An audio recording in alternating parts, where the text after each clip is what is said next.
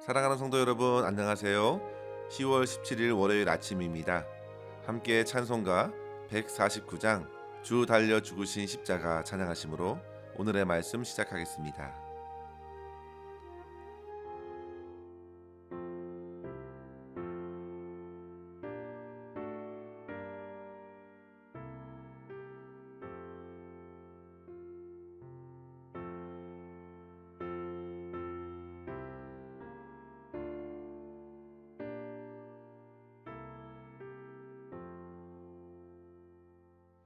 주 달려 죽으신 십자가 우리가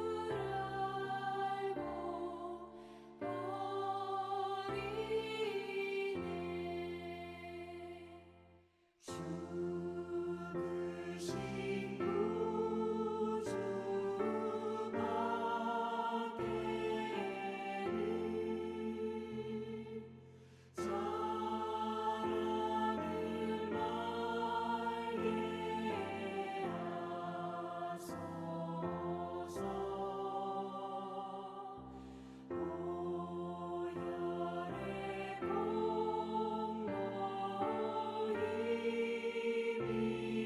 세상에서 못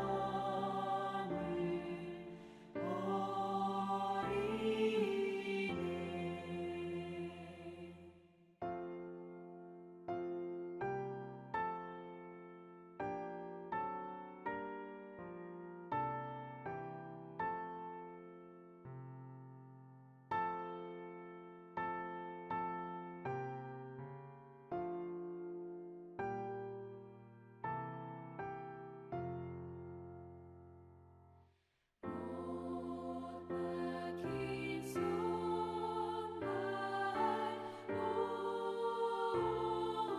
오니 큰 잠이 나다 내셨네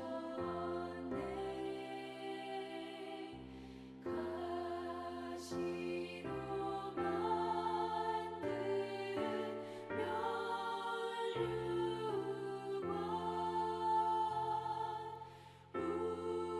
우리를 위해 쓰셨네 온 세상 만물 가져도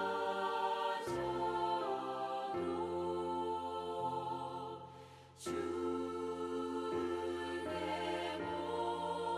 못다 합했네 놀라운 사랑하는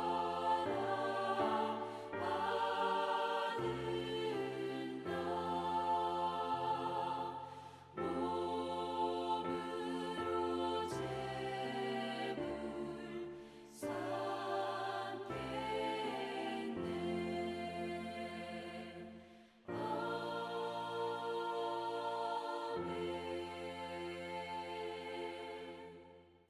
아멘. 오늘 함께 나눌 말씀은 이사야서 53장 1절에서 6절입니다. 우리가 전한 것을 누가 믿었느냐? 여호와의 팔이 누구에게 나타났느냐? 그는 주 앞에 자라나기를 연한 순 같고 마른 땅에서 나온 뿌리 같아서 고운 모양도 없고 풍채도 없은즉 우리가 보기에 흠모할 만한 아름다운 것이 없도다. 그는 멸시를 받아 사람들에게 버림을 받았으며 간고를 많이 겪었으며 질고를 아는 자라.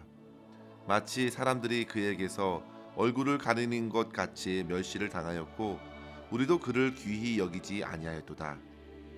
그는 실로 우리의 질고를 지고 우리의 슬픔을 당하였거늘 우리는 생각하기를 그는 징벌을 받아 하나님께 맞으며 고난을 당한다 하였노라. 그가 찔림은 우리의 허물 때문이요 그가 상함은 우리의 죄악 때문이라.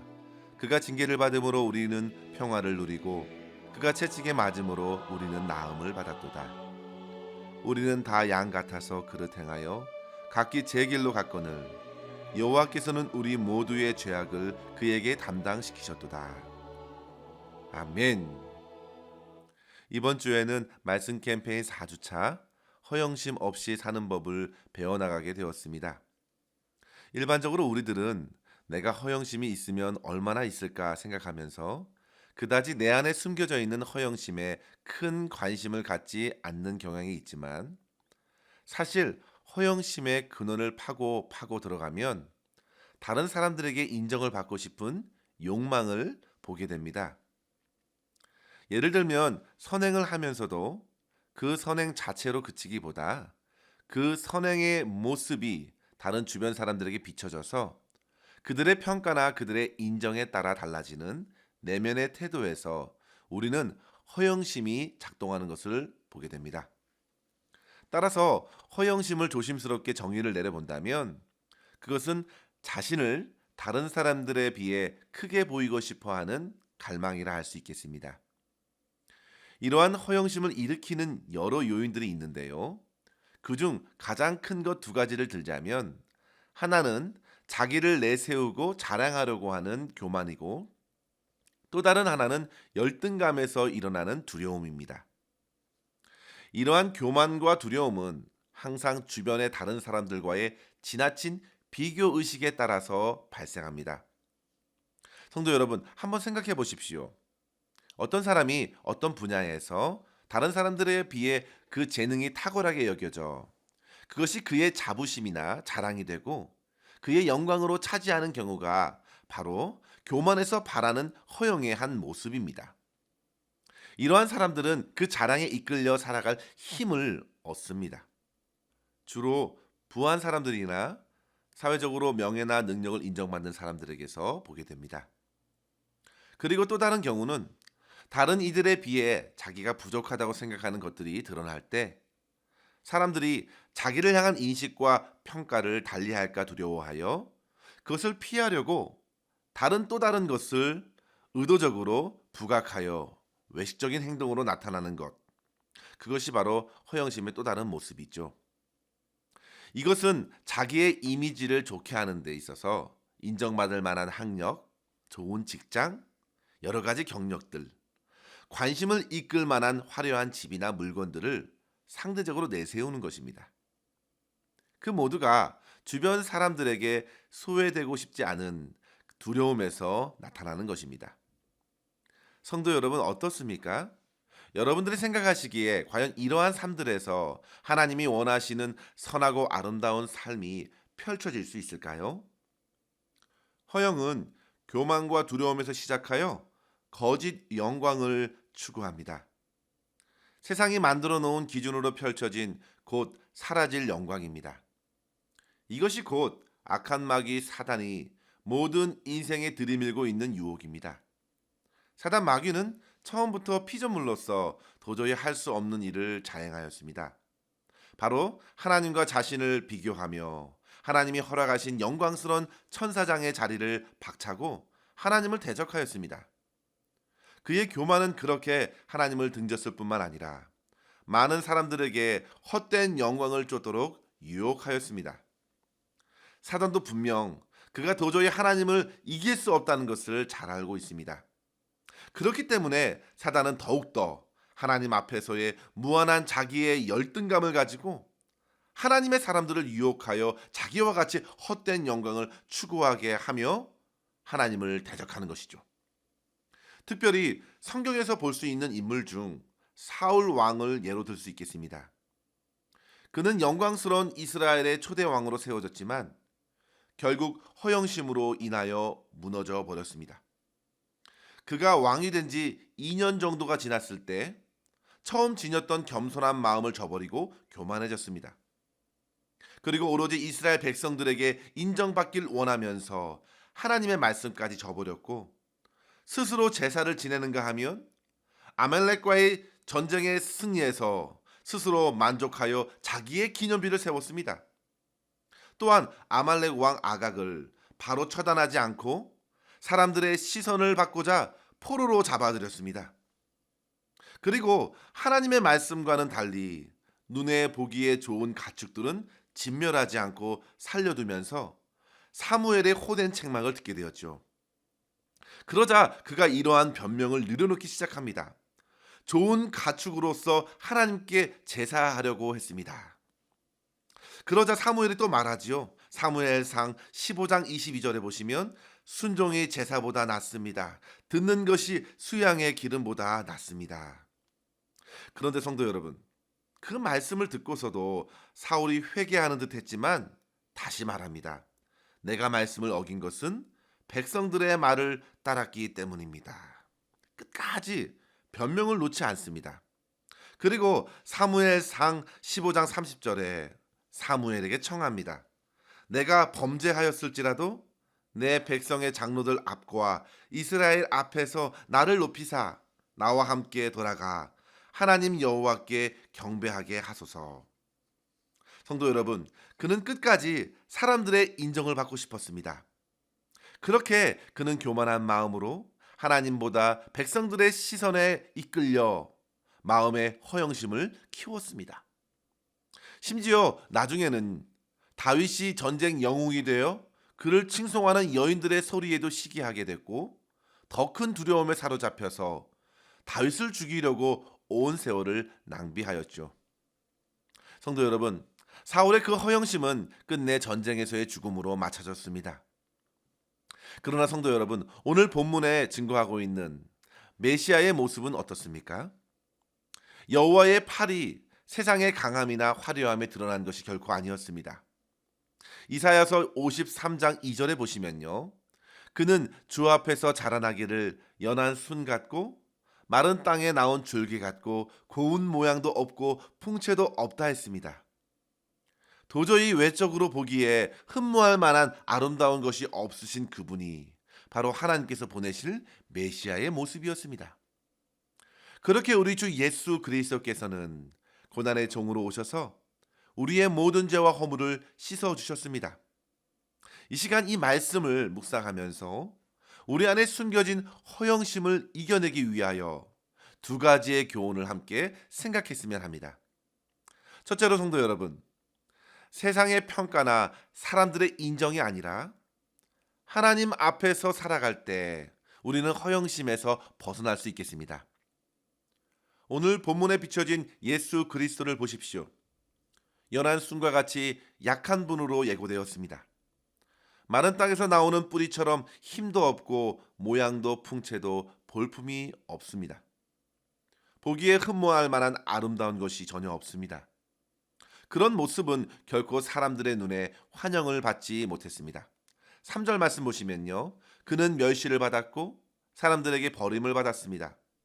이 땅에서 주님이 받은 멸시와 고통은 십자가에서 하나님에게서조차 버림을 받으시면서 절정에 다다랐고 결국 십자가의 죽으심으로 하나님의 뜻을 모두 이루셨습니다.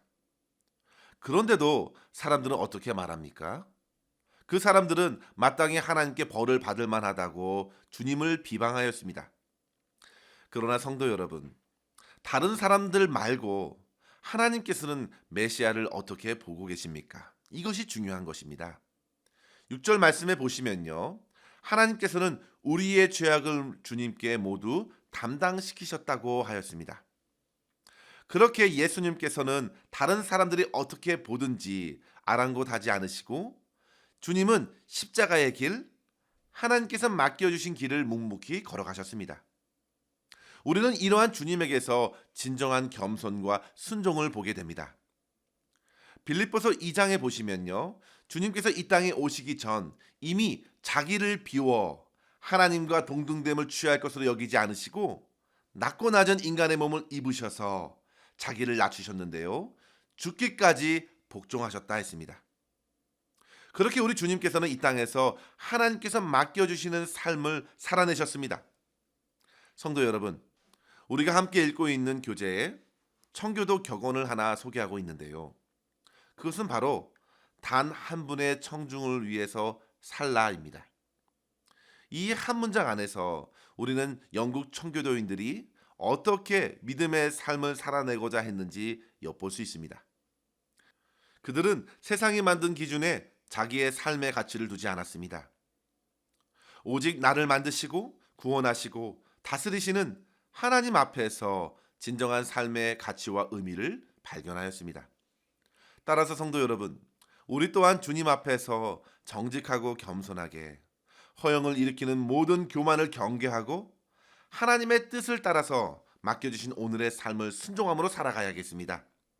그럴 때에 비로소 내 안에 자라나는 허영심에서 벗어나게 됩니다. 세상의 평가나 사람들의 인정을 따라갈 것이 아니라 주님 앞에서 주님의 눈으로 자기 자신을 비추며 살아가야 합니다. 하나님께서 어떻게 보실지 의식해야 합니다. 종교개혁자 칼빈도 기독교 강요에서 하나님을 아는 지식이 선지되어야 참된 자아를 위한 지식을 얻을 수 있다 했습니다. 따라서 성도 여러분, 무엇보다도 먼저 우리를 보시는 하나님을 알아가시고 그 하나님을 주목하십시오. 우리는 하나님 안에서만 인생의 참된 의미와 만족을 누릴 수 있습니다. 이러한 은혜들을 하나님 앞에서 풍성히 누리심으로 세상 허영심에서 벗어나 하나님께서 기쁘게 받으실 만한 아름다운 삶을 살아갈 수 있기를 주의 이름으로 간절히 축원합니다. 둘째로 성도 여러분, 하나님께서 맡겨주시는 사명을 위하여 고난의 길, 십자가의 길로 걸어갈 때 허영을 무너뜨릴 수 있습니다. 예수님께서는 대속 제물로서 온전히 자신을 내어주심으로 하나님의 뜻을 이루셨습니다.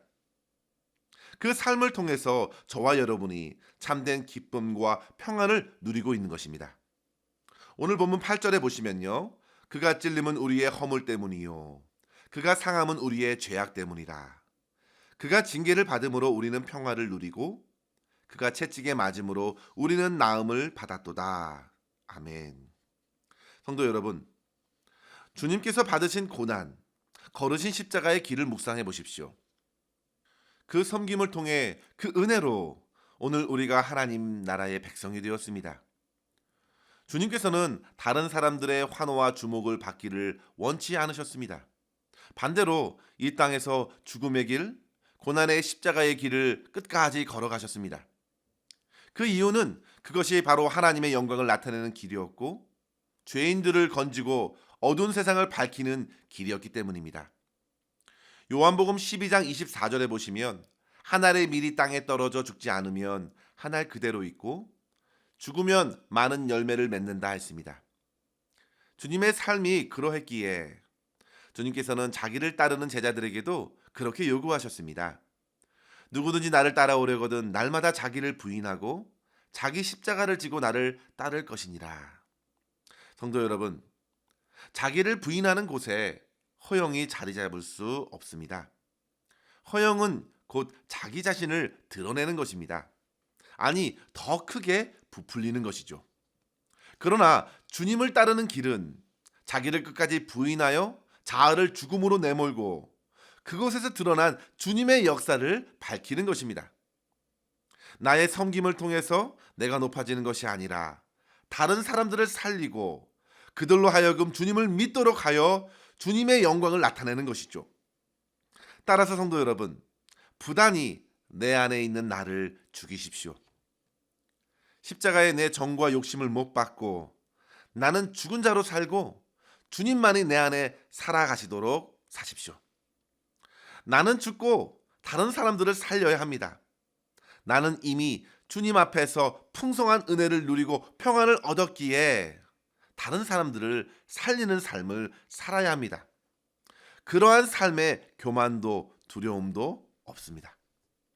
오직 감사와 찬양만이 있습니다. 자기 자랑도 헛되고 열등감으로 주눅들 이유도 없습니다. 서로 비교하거나 경쟁할 이유도 없겠습니다. 주 안에서 나는 죽고 주님이 살며 주님께서 역사하시는 그러한 거룩한 삶을 겸손히 살아감으로 허영심에서 벗어나 승리하는 삶을 살아갈 수 있기를 주의 이름으로 간절히 축원합니다. 기도하겠습니다. 하나님 아버지 감사합니다. 오늘도 생명의 말씀으로 우리의 영혼을 깨워주시고 세상의 헛된 허영심에서 벗어나 주 안에서 참된 평안을 누리게 하여 주시니 감사합니다.